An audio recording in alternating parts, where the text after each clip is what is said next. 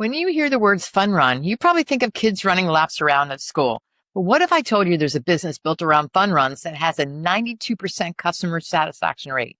That's right. And helps schools raise an average of about $50,000 and actually makes fundraising easier on the parents instead of asking them to buy another box of candy. That business is Apex Leadership. And today we're going to find out how it works. Welcome to Franchise Focus. I'm Laura Blackmore. Buying a franchise is one of the biggest financial decisions you'll ever make. The challenge isn't finding a good franchise, it's finding the right one, the one that's for you. So before you fall in love with any franchise, let's have a conversation. I'll help you look beyond the marketing and figure out whether it's truly the right fit or whether there's a better opportunity you haven't discovered yet. Click the link below and let's talk. My job isn't to sell you a franchise, it's to help you make the right decision.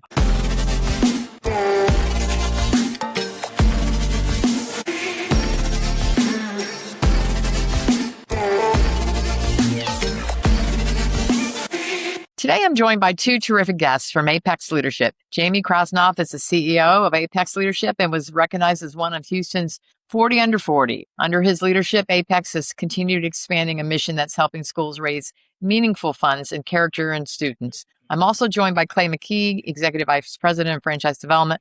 Clay has worked with countless candidates exploring franchise ownership and has a unique perspective on what separates people who thrive in the business from those who aren't the right fit. So Jamie and Clay, welcome to Franchise Focus. Awesome. Thanks for having us, Laura. And thank you for the very kind intros. I'm excited to talk about this.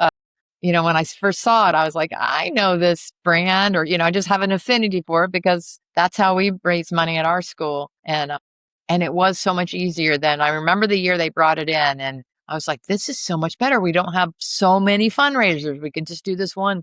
But let's talk about it. How did your background into it? What makes Apex Leadership interesting? I know it as a fun run, but let's talk through it. Sure. Awesome. Yeah.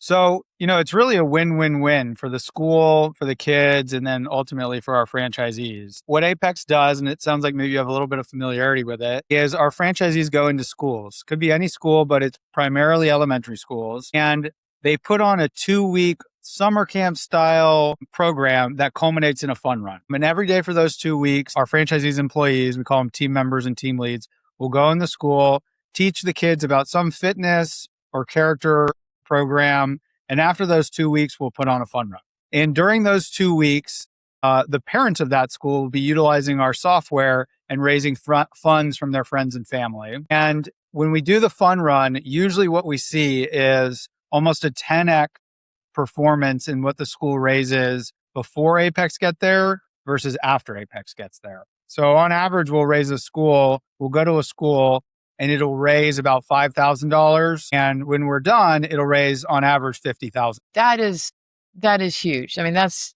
beyond significant for a school. What creates that? What creates that momentum, that ability to raise that much?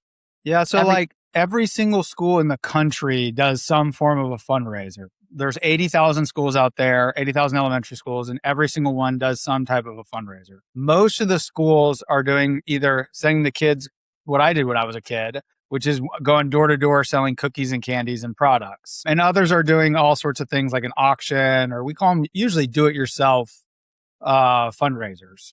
And whether it's an auction or having the kids go door to door, it's usually very small in its scale. Like a child may go hit 5 doors and raise kind of maybe $5 a piece trying to sell cookies or candy. But Apex is this really big event that is really momentous for the school. It's a once a year kind of thing.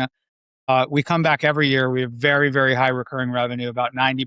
And so it's a big thing. And it's a big thing for the students and the staff and the whole community. So it has a lot of energy. And then with that energy, our software allows us to, and the schools and the parents, to communicate that energy nationally. So 70 to 80% of the funds come from outside of the state. So it's taking all that energy in the community and broadcasting it everywhere.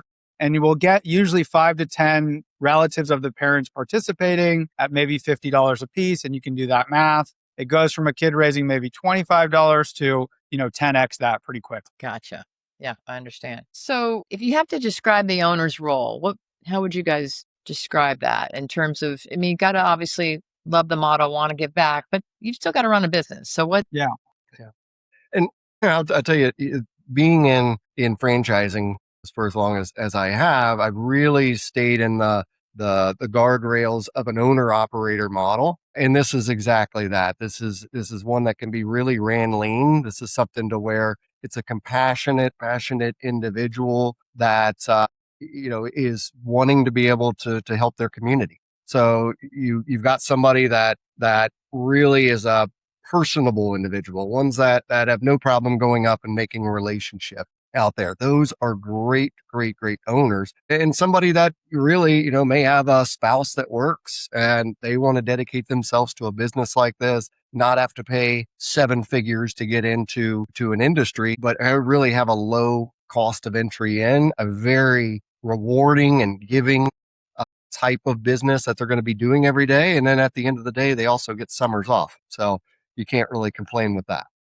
That's a good point. What are they doing during the summer? Are they networking at all, or are they literally taking the summer off? We have a kind of 50-50. We have we have a pretty large scale in our business. Like every school has 500 to 1,000 kids, and we have thousands of schools. So one franchisee may be interacting with tens of thousands of families. And so the ones that are of decent size, they'll put on summer camps in some cases because they're already in, thousands of they already have a relationship with thousands of families. So some of our franchisees will do that, but the other parts of our franchisees, they'll take the summers off and get rested and ready for the school year to go perform and execute. And so it's kind of like most do that, and some will do our summer camp business too. Yeah, and game plan. I mean, for the year ahead. Yeah, yeah. Okay, so the owner is making the connections, doing the sales, and they've got their teams, or like, let's say, are they all fun runs doing staggered over the year, or are they trying to do them all at the same time? Like, how does that work in terms of who's in the school and actually interacting with the students? Yeah. Well, yeah, that's the big thing is we want an individual to work on the business, not in the business. And on the business is growing those relationships with the schools and those PTAs, PTO principals, the individual that's really putting on those events throughout the year. What their team is doing is that's the energy. That's the individuals that have the background in athletics, the background in the personality is through the roof, that go in, and usually it's 3 to 5 individuals that put on the 2-week program in the school, and these are the ones that have no problem grabbing a microphone, being around hundreds of kids, getting them charged up, doing characteristic and leadership development throughout those 2 weeks, putting on those fun runs, wearing orange and blue and just being super excited. So those are not hard people to find at all. I mean, you find them in all the communities out there, and they may be people too that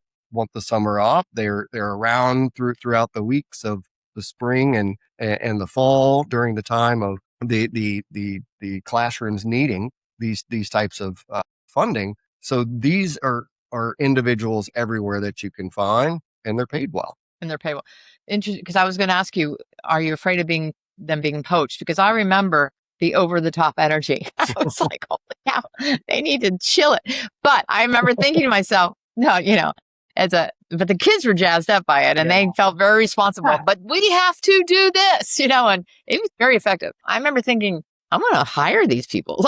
That's who I would want to go after. Do they get poached often, I wonder? No, they don't get so there's a couple reasons they don't really get. I mean, that it happens from time to time. The place they might get poached is a school, but it's pretty rare that happens. These are like individuals 18 to 30 years old. They have great energy, and they join us because they kind of fall in love with the mission. And we're here to build more leaders. They can rise in our business. Some of them become franchisees. They become great franchisees.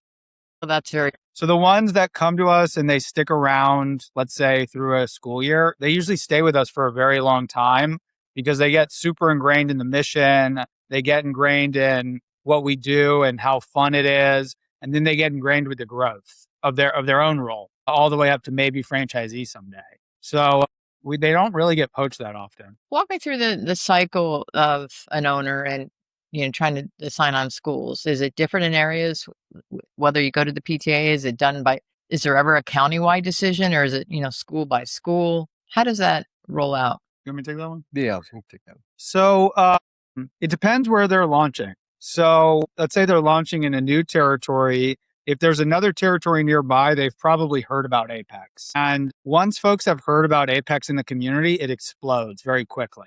So once we get 5 to 10 schools on board, and it's a great experience, and obviously the money is eye popping, but it's a whole experience and it's totally turnkey for the PTA. And it's the whole thing, which is why the schools love it and why they come back at such a high rate, and then why they refer us at such a high rate. So if you've already got a territory nearby, you can start picking up schools relatively quickly because schools nearby will say, yeah, I know that company and they crush it for us. We love it. The kids love it. We have them back every single year. So that's one way to grow. And like I said, once you get to 5 to 10 in your community, we have playbooks that you follow to start stimulating the referrals. And once you start stimulating the referrals, it grows very rapidly. If you're coming into a market that maybe doesn't have a neighbor or it's a fresh market, again, just trying to get to 5 to 10 schools, we have a whole playbook of outbound. And that basically means just go meet with, and there's only 2 people you have to meet with at every school. And we have a list of all the schools and all the people and all the principals. It's either a principal at a school or a PTA leader at a school, one of the two. Maybe both for some schools. Yep. And so all you have to do, and we train folks, in fact, we have 3 or 4 franchisees here for the week training right now, just across this white wall behind me, is just tell them the story of what we can do for the school, maybe tell them your story, and they should say yes, because it's very compelling. So it's a series of meeting with the principal or PTA, coming to the school, interacting with them digitally. We have a very robust CRM and social media, and just being able to tell the story a few times to get Apex in a few schools to start getting the referrals going.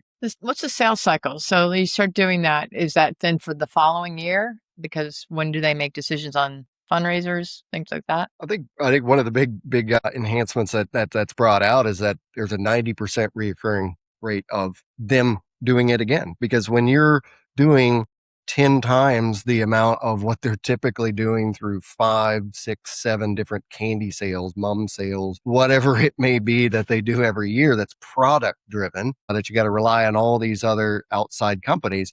When they can do that in one fell swoop through 2 weeks and they get 10 times the amount that they'll do, they're signing up for the next year and the next year. And then a lot of these schools, of course, talk to each other in the districts and, have you used Apex over here? Because they just got us 10 times the amount. It is something that can really spread very quickly in the area, and then it's reoccurring every year. Are you able to sign some up in the fall and they do it in the spring, or do you usually have to wait for the next budget cycle? No, I mean, so PTAs change over in May every couple of years for the next year.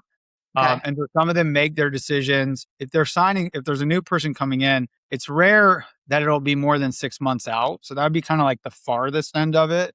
And then when they come back to school, like in September and in August and even October, they're looking at the remainder of the year. So they're usually looking out, like it could be immediate, but they're kind of planning their whole semester at the beginning of the semester. So it's usually like a 2 to 4 month kind of lead time till we're in the school. Could be less, could be more, but that's a pretty good rule of thumb. Okay. What separates your top performers from, an average performer? I think it's the same with a lot of different franchises. I don't think it has to be Apex or, XYZ that would be out there. Now, one, we don't have a lot of competition out there. So it is great that, our owners, as they start to grow very quickly into here, don't have to worry about competition taking out their margins. But the individuals, and we kind of said it there earlier, is that type of person that really wants to help in their community, that is very personable.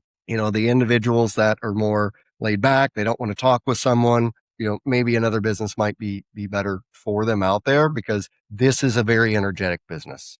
And, you need to have the sales side on the administrative for the owner, and then the sales or the entertainment side really for the teams and what they're doing in the schools. But, that makes just great people. And any particular examples? I mean, that's the main thing is, Laura, did you sounds like you're familiar. Did you see the fun run? You did. Okay. Mm-hmm.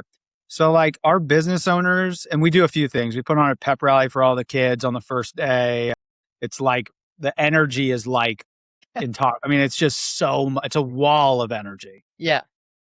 And then even when we go in the classrooms, we knock on the door, we go to every classroom every day for the next 10 school days, even that energy. And then the fun run is a huge party. So like people who see anybody who's sort of maybe getting out of their corporate gig or their whatever gig and they're not passionate about it, when they come to our business, they see a YouTube video, they meet a great coach like you, we get referred. They like fall, I mean, they just fall in love with it. Like, I mean, it's Yeah. just like instant. It's like, this is awesome. I want to do this. So our great owners, they definitely have the desire and ability to just get into their community and meet with PTAs or principals. So that's step one. And then they just fall in love with it. I mean, I fell in love with it. It's kind of hard not to once you see it. So if you're a person who, isn't super passionate about what they're doing, if you want to get passionate, if you like community or your kids or fitness, all of those are a big part of Apex. Obviously, being a business owner, and you have the ability to get out in the network in your own community, you're going to be a top owner for us. Yeah, yeah. And I would imagine connections in the school environment is helpful, but I imagine more so it's just being able to get out and get in the community. Have you found former educators or people that have some former PTA people? Have you found So them strong? they do come and they are successful with us, and they have immediate success off the bat. Mm-hmm. And so educators are naturally drawn to this. We see our top owners are somebody who's a corporate person. They're in sales and operations. They're talented, right? They've grown in their career. They want to be a business owner, and they come to a great coach like yourself to get into business, right? To be in control, legacy, all that kind of stuff. So they're motivated by that. And then when they see what they can do at our business, both financially, is very attractive financially, Yes. but also just what it is versus selling credit cards or whatever you were doing. No offense to that, but that doesn't work for some Yeah. people. Yeah. They come to be a business owner when they meet us, and then they fall in love with the product after seeing what their old life was. So we see some great teachers, but we really see some great salespeople and operations people who are exiting corporate. And I'll tell you too, being 13 years I was in home care, we didn't just look for a nurse because that's the individual that really comes from that Right.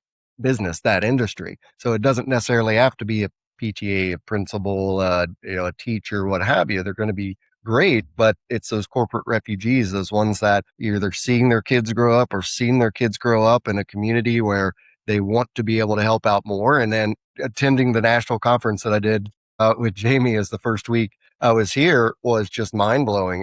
The energy in the room, you could feel it. So once they see that, they want to feel that, and that's what you get excited about owning a business. Yeah, I love the image of going from that corporate dread to something this exciting, and like you said, the numbers are impressive, and so not to be discounted there. It's I think that a really cool one. What would make you say no to a candidate? There's a number of things that go in. I don't think we could put anybody in a single box and say that person doesn't work. So, I want to make sure through the sales process or awarding process that I've developed here with the team is that we're looking at really what I call my 2 T's and 2 F's. And I know I've talked with you before about that, but it's the fit, the financing, the territory, and the timing. It's the 4 legs of a stool. They all need to be stable for us to be able to have a good partnership. And you help out tremendously with that. But that fit is really 75% of this. And it's not just going to be what's on paper. The financials help, and the territory, which we have a lot of it wide open, very much helps. But that fit, understanding that person that's going to follow the system to a T, they're going to really want to help within the community, and they just are going to go out there and hustle within the community with those PTAs and principals. Because again, they need you. You're not selling them anything. They need your services to be able to increase their fundraising. So it's just a great, opportunity. No, it's just perfect. It really is. And so it's good to hear that you do have, because you definitely have sold out areas, but good to hear you have some availability. As it grows, I mean, I can imagine, I could see it really exponentially, and then someone could, just have a really nice recurring revenue. Is there a model where they are bringing in additional people to help, or are you just keeping it lean with the owner and typically their teams, their high This energy? owner, she's awesome. I mean, we have a few owners like this, but I'm just thinking of this amazing owner in California. And she built it up. I mean, she's this awesome CEO mom kind of lady and one of our top owners. And she came from corporate, really successful career in corporate. And for the first few years, she was getting out there and she was on the PTA, but she was also a super hardworking mom Mm-hmm. and on the PTA. And she was like, I would definitely use this. I could tell everybody about this. So she went out and did that and got really good at that and got hundreds of schools on board. And today, hundreds and hundreds, several hundred schools on board, raising millions of dollars a year. Yeah. And while she did it, she hired some talented young people, and those young people grew a little older, not that much older, and they started to occupy the roles that she was doing, like selling, like managing the team. And today she works a few hours on the business. She's spent some years building to this point, several years. She's been with us for 10 years. Oh, okay. Yeah. But after about 5 years, she had a great team. And today she works a couple of hours on the business. It produces 7 figures and plus of revenue, many 7 figures. She'll know if she sees this, which I bet she will. So I'll just have some discretion. But it's very profitable and she's very successful. And she's built it in a recurring way that allows for her to still participate and support her at the same time. So we have owners like that. And we have owners that keep working it really, really hard. So you have the flexibility, but at the first few years, you are building it up and getting the schools on board. And I'll tell you, it is something to where in her case and what you strive to be is to become the least important person in the business.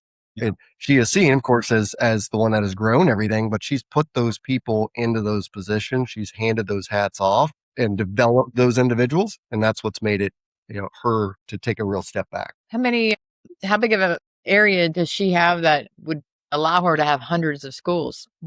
How many territories is that? She started in San Diego with a couple of territories. And I think still the majority of her business is where she started. And I see this a lot with successful franchisees is they go start a territory, right? And it goes well. And then they buy either more territory or other people's territory. Like let's say there's somebody ready to retire or something like that. Or maybe they want to exit for idiosyncratic, whatever reason kind of thing. And it becomes up for sale. So she bought a few other territories. She bought Northern California. And so she's kind of got 2 markets. She also owns Inland Empire, which is like maybe half of a market. And so she has maybe 2.5 markets. And I wouldn't know exactly how many territories she has, but she's taken over 2 cities and 2.5 cities. And that's kind of where she's at right now. And the territories are huge. They are very large, and especially with the amount of opportunities that are in there with what we call 3-point schools, 2-point schools, 1-point schools, getting all that. So we'll do all the demographic data and territory mapping. And I mean, once a candidate sees the opportunities that are in there and they only have to go out there and get 10 to 15, the sky's the limit on what you could be able to grow within 1 territory or even 2. Does it work in low income schools? Is it a way to help them? Is there a way to help them? I don't know. So our mission is to build more leaders. So we want to help low income schools, and they raise their hands more than anybody. So it's sort of how you define it. So like in the US, there's 80,000 elementary schools, and about a quarter of them would be like super, super low income right now, with the other 75% being suburban, middle class, and higher kind of schools. Yeah. Right now, we serve the 75, so the majority of schools, and we are working on products and programs because you probably saw it. Like the big value of Apex is we have these talented young people that are in the school, getting all the kids excited. Exactly. So when a school is very, very low income, it's hard for us to find enough business to be there. But we're working on it. We should have some products coming out. Majority of the schools we can serve, about 75% of the schools we can serve, and we hope to be at 100%. Either in the next year or the next couple of years. That's so cool. My daughter works in a low income school, so we want to help them. Is there a way to help them? Yeah. They come in droves, and I think our product would be so impactful for those kids. Yeah. So we're working on solving that problem. Yeah. I mean, not an easy one, I get. Is there anything that people tend to misunderstand when they first come into this business or when they're evaluating? I think first is probably the name. It doesn't exactly tell you what we do. Yeah. And there's a lot of franchises that some do tell you exactly in the name. Mm-hmm. But why it's Apex leadership. I mean, the end of the day, fundraising is the name of the game. That's what is going to raise money for the schools. That's what's going to raise money for the franchisees. But the leadership and development and characteristic development and teaching and growing the kids within the school is that intangible piece that really brings a lot to what the franchisees do. So that is the name doesn't tell you, exactly what's in there, but that's why we're doing podcasts like we're doing with you now to really spread the word of Apex and what we're helping to do out in the communities. And Laura, let me add just one more thing to that. That's very well put. That name and then being a fundraising company, a lot of times candidates will talk to our coaches or even to us and be like, I don't want to be calling donors as my business. And that's not what we're doing. What we're doing is we're putting on these awesome fitness events, like a Little Tough Mudder. We have a couple of different products, a fun run, a dance-a-thon, an obstacle course, all these awesome little events. Glow runs. Yeah. Glow runs, all that kind of stuff, right? And we're hiring young people to do that and to rally the kids. So that is like a lot different from cold calling donors. Yes. So yes, the fundraiser is part of the product. And yes, the schools find a lot of value in that. But fundraising as what we do is maybe misrepresentative. I got that right? Okay. Misrepresentative of exactly what the franchisee experience is like. I get it. I do. I mean, I think I get it. It's so relatable to me, this business. You talked about how it can just, once the referrals start, it can be exponential growth. But are there any other kind of big surprises, fun aha moments for an owner as they start, as they're building the business? The ahas, a lot of ahas are to me right now, coming in and seeing really the face of the owner as they really get in, especially through training. I mean, like I said, we have it right through the wall and they're jumping off the chairs and we're doing, all sorts of training within here, but it really, the ahas are just how much opportunities out there. Right? They see a lot of that through the awarding process on the screen and on paper, but once they really get out there and they see that it's not a sale, they're not really going out there and trying to sell something to someone, that these individuals are very open to it. So it's more of a warm relationship they're building instead of a cold call. That's what really enlightens a lot of people up to seeing how much it's needed. Jamie, what's your hopes for where Apex is in 5 years? Man, we just talked about that. Yeah. I'm like 10 minutes before we met. So like when we got started with Apex, and I'm the CEO and owner of the business, it was, it still is, but even more so, it was kind of a niche brand. Like in certain markets, San Diego, Austin, if you were in the school system, you knew who we were, but not in, for example, Tampa and Orlando when we got started, right? And today, 5 years in, or I guess 3 or 4 years in from me acquiring the brand from the original entrepreneur, Yeah. many more cities are like San Diego and Austin. They know who we are if you're in the school system. And because we've doubled the size of the business in the last couple of years, and our franchisees are doing very well, and the economics are great, and the schools are winning, and everybody's winning. So it's been great to double the size of the business. And it's allowed us to get into schools near you and for folks to kind of know what it's all about. Over the next couple of years, with the help of this gentleman right here, we'll get into more cities. And if you're in the school community, you'll kind of know who Apex is, and it'll be in South Carolina, North Carolina, New York, Michigan, all over the country. Okay, we'll get in those school communities. But once we double again, because right now we're serving 5 to 10% of the schools, if we get into, let's say, 20% of the schools, at some point it won't just be the school community. It'll be like the real world. We'll be like, oh, those are the guys that help schools. Yeah. Not just in the school community, but everywhere. So I think there'll be a tipping point at some point because we've doubled the business once, maybe doubled and then some. We'll double it again. And at some point, it's not really a niche brand. It's like that company that helps schools. Yeah. Like Elastic is that company that brings books to schools. Yeah. And Apex will be that company that teaches kids about fitness and leadership and helps the school raise money. So I see that happening in the next 3 to 5 years. And we're on a good track for that. And the way we're going to get there is by partnering with good owners, and then from us just investing in them nonstop, all the investment possible into the owners, into making their experience as positive and profitable as possible. Yeah, I didn't even get into a lot of the normal things I do because this has been so interesting. When you talk about that investment in owners, like, give me an example. What would that be? As in the investment. Yeah, like the training. Yeah. So, okay, so we bring on an owner, right? So we've got 3 owners here right now. We got South Carolina, we got Cleveland, and we got Virginia. Okay. So in some of those communities, like they kind of already know Apex. Okay, so that's a good start. But we need to get them set up on our CRM, and we need to own the marketing with them, and we need to get them a plan. So first they're going to come to Houston, and we've got basically like a 2-to-1 ratio of franchisees to operations people. So I've got 1 operations person for every 2 franchisees. So very, very strong ratio there. Yeah. And my operations people are getting them on our CRM, getting them set up for digital communication, getting them set up for their plan for in-person communication, going out there, selling deals with them, and then ultimately helping them hire their team and train their team. Also, we have various other things like conferences we'll attend, marketing investments in them. So over their entire life, but particularly for the first 6 to 24 months, there's an absolutely enormous investment from us. And that's because I love our owners. I want them to do well. But also, man, when they get started and they start doing well, it takes off like that. And we win too, just right next to them.